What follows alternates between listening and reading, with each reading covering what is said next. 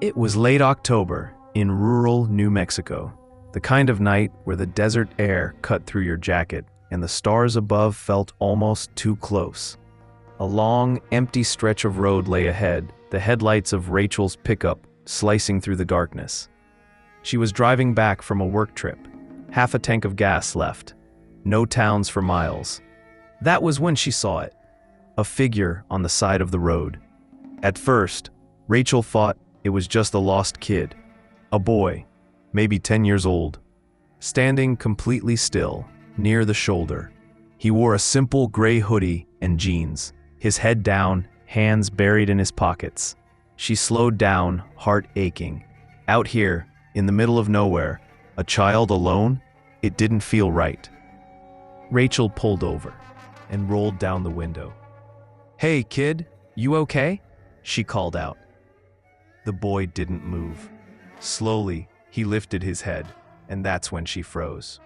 His eyes weren't right. No whites, no iris, no pupils. Just pitch-black orbs swallowing the reflection of her headlights. Her breath caught in her throat. "Are you lost?" she asked, voice shaking slightly. The boy's voice was flat, emotionless, like he was reading from a script. "Can you give me a ride? I need to get home." Rachel hesitated. Every instinct in her screamed no. The night felt heavier now, the wind outside howling against her truck like it was warning her. "Where do you live?" she asked cautiously.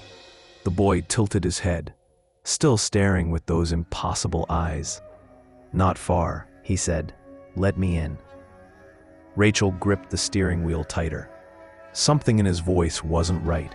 It wasn't pleading or scared like a lost child would be. It was demanding. She shook her head slowly. "I can call the police for you. They can help." The boy took a step closer, his blank eyes locked on hers. The darkness seemed to cling to him, swallowing the edges of his face. "No police," he whispered. "Just let me in." Rachel's heart pounded. Every instinct she had told her to drive away, but her hands wouldn't move.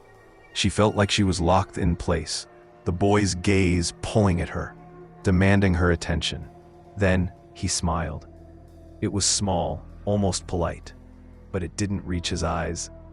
"Please, it's so cold," he said softly. "I can't come in unless you say yes."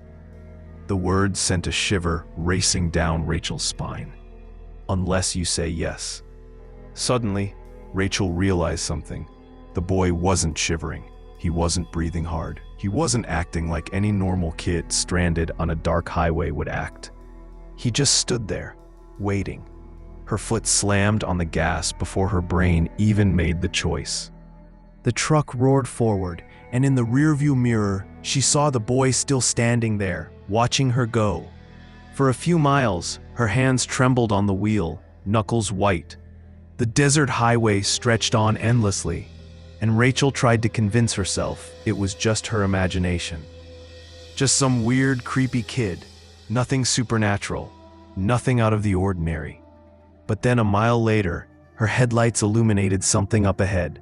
The boy, the same boy, standing on the side of the road. Her stomach dropped. That was impossible. As she passed him, she didn't slow down this time. His head turned slowly, following her truck with those endless black eyes, until he was swallowed by darkness again. Rachel didn't stop driving until she hit the lights of the next small town. She pulled into a gas station, her breath shaky, hands still trembling.